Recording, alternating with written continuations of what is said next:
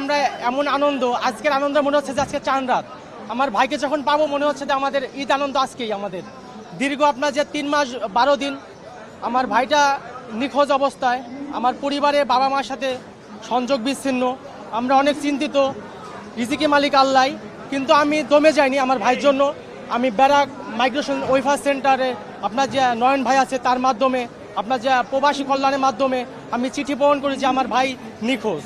আসলে আমার ভাইকে নেওয়া হয়েছিল ইতালিতে, দালারে খপ্পরে পরে আমার ভাইকে প্রথমে নেয় বাংলাদেশ থেকে দুবাই থেকে নেওয়ার পরে কথা ছিল আমার ভাইকে দেশ ভ্রমণ করিয়ে ইতালিতে নিবে ফ্লাই করে।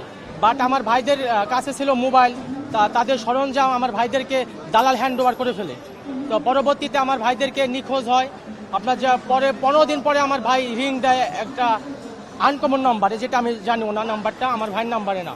পরবর্তীতে আমার বাবা মাকে আমার ভাইয়া কাঁদে কাঁদে বলে যে ভাই আমি তো লিবিয়াতে। আমি কি বলিস ভাই, যে দালালে খোপ করে পড়ে আমরা ভুক্তভোগী, সে দালালকে বললে আমাদের বলে যে শোনেন এখন কোনো কিছু করা যাবে না।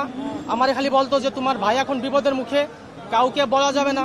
যে প্রবাসী কল্যাণ সংস্থা এর মাধ্যমে চিঠি বহন করি বাংলাদেশ এম্বাসি লিবিয়া, তাদেরকে জানাই আমাদের ভাইয়ের অবস্থা।